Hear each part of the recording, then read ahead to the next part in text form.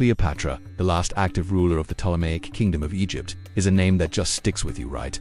Her story has been spun and twisted over the years, but one question keeps popping up: a royal scandal that even time hasn't managed to wipe away. Who was Caesar's son? It's a tale filled with intrigue, hidden identities, and the crazy lengths people go to for power and love. This mystery has stuck around for centuries, making us think about one of the most famous families in history. So, who was Caesar's son? If you ask Cleopatra, she'd point to Caesarion, a young guy who looked a whole lot like Julius Caesar himself. But here's the kicker. Ancient Rome never recognized Caesarion as Caesar's heir. Instead, they viewed him as a threat, a wannabe with a claim to the throne. Picture this. It's 47 BC, and the gossip is flying around the taverns and forums of Rome. The Queen of the Nile has declared that Caesar, the man who sent shivers down his enemies' spines, is the father of her child. Can you imagine the gasps and whispers echoing through the streets? Was it true? Could the most powerful man in the world really be a dad too? It was a scandal that shook the very core of Roman society. But why did Cleopatra drop this bombshell? And how did it send shockwaves through Rome? To get it, we need to dive into the chaotic waters of ancient politics, where power struggles were just as fierce as any battle, and where the truth often got lost in the shuffle. Caesarion's birth was a political powder keg waiting to blow. Born out of wedlock to a foreign queen, his legitimacy was already under fire. In a society obsessed with bloodlines and divine ancestry, Caesarion's birth certificate was more like a list of hurdles to jump over. But Cleopatra, that legendary Egyptian queen, wasn't about to let societal norms hold her back. She knew how to play the game, crafting an image that demanded respect and loyalty. Did Caesarion really look like Caesar? Or was Cleopatra just seeing what she wanted to see? We might never know for sure, but ancient accounts often describe striking similarities between the two. If Caesarion did resemble Caesar, it wasn't just about looks, it was also about linking to a powerful dynasty, a way to legitimize her son in the eyes of the Roman crowd. But wait, the story doesn't stop there. The official Roman narrative, told by historians like Plutarch and Suetonius, is suspiciously quiet on this whole matter. They mention Caesar's affair with Cleopatra but conveniently forget to mention the child from that relationship. Why? Was it a deliberate cover-up to protect the image of Rome's most celebrated general, or was it just a blind spot in history? As we try to piece together this royal puzzle, remember that history is rarely straightforward. It's a complex tapestry woven with threads of fact, legend, and deliberate omissions. The truth, as they say, can be stranger than fiction. But what if we had the answers tomorrow? Would it change how we see Caesar? Would it shift Cleopatra's place in history, or are some mysteries better left unsolved? Fast forward to 32 BC, and the political landscape is shifting in ways that threaten Cleopatra's very existence, with Octavian, Caesar's adopted son and heir, on the move to solidify his power. Cleopatra's options are getting slimmer by the day. Caesarion, her 13-year-old son, wasn't just a reminder of her past with Caesar. He was also a potential threat to Rome's stability. Cleopatra, always the strategist, knew she needed allies, and who better than the son of Julius Caesar himself? By claiming Caesar as Caesarion's dad, she was tapping into one of the most powerful bloodlines in Roman history. It was a bold play, a masterstroke of political strategy. In doing so, she was weaving her son into the elite fabric of Rome. But was this just a clever tactic, or was there some truth behind it? Could Caesarion really claim descent from the great Julius Caesar? We might never get a clear answer. But as we navigate the murky waters of ancient history, we need to think about the motivations, desires, and fears that drove these legendary figures.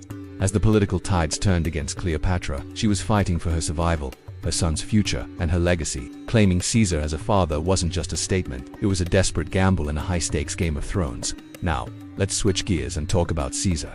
How did he fit into this tangled web of intrigue? What role did his bloodline play in all of this? And most importantly, did he really father a child with Cleopatra? By the time Cleopatra made her shocking claim, Caesar was out of the picture. He had met his end at the hands of a group of senators, including some of Rome's most influential figures. But his absence didn't lessen the impact of his legacy. His bloodline, whether legitimate or not, continued to loom large over Rome's political scene. It was 30 BC when news of Cleopatra's death reached Rome, along with her lover, Mark Antony. She chose to end her life rather than submit to Octavian, but before they took that final step, they carried a secret to their graves, one that could have changed the course of Roman history forever. Octavian, who would later become the first emperor of Rome as Augustus, wasted no time consolidating his power, and that meant dealing with potential threats to his newfound authority. Enter Caesarion, the young man who looked so much like Julius Caesar. To understand Augustus's actions, we need to see the bigger picture. Caesarion represented a challenge to Augustus's rule.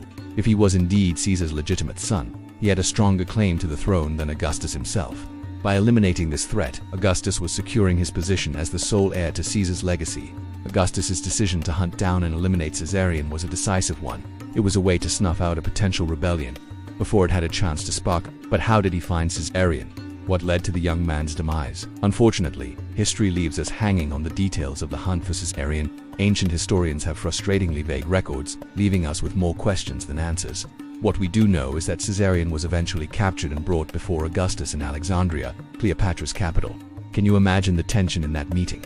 A clash between two powerful legacies, each fighting for dominance. Augustus probably saw Caesarion as a symbol of the old regime, a reminder of the challenges ahead in his quest for absolute power.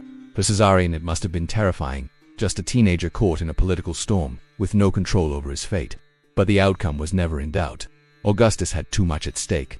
To let Caesarion live would mean risking everything, so he ordered the execution of Cleopatra's son, ending a bloodline that traced back to Julius Caesar. The silence of ancient sources about Caesarion's mother and siblings adds another layer of intrigue to this already complex tale.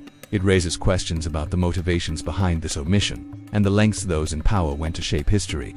Why were these key relationships erased? How did this contribute to the mystery surrounding Caesarion's parentage? The motives for keeping Caesarion's family tree a secret could be many. It might have been a deliberate attempt by Augustus to downplay Caesarion's claim to the throne, or a way to stop other potential claimants from using family ties to strengthen their own power. Whatever the reason, the lack of information only deepens the enigma of Caesarion's life. The story of Caesarion's demise is a chilling reminder of how far people will go for power. It's a tale that transcends history, touching on the darker sides of human nature. Caesarion, a young man likely caught in circumstances beyond his control, became a pawn in a political chess game, his life hanging by a thread. Augustus's decision to eliminate him, while seen as a necessary move for power, raises ethical questions that still resonate today. How far is it okay to go to maintain order and control? What are the long-term consequences of silencing potential opposition? Caesarion's story challenges us to think about these tough questions and reflect on the complexities of power, ambition, and the relentless march of history. The question of Caesar's son remains one of history's biggest mysteries.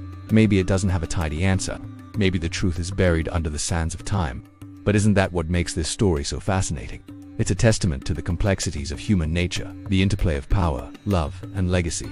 So as we wrap up this journey through time, we're left with more questions than answers. But that's just the beginning of a conversation, a dialogue that spans the ages. What do you think? Do you believe Caesarion was really Caesar's son? And does it even matter in the grand scheme of history? Share your thoughts and join the conversation. Thanks for watching.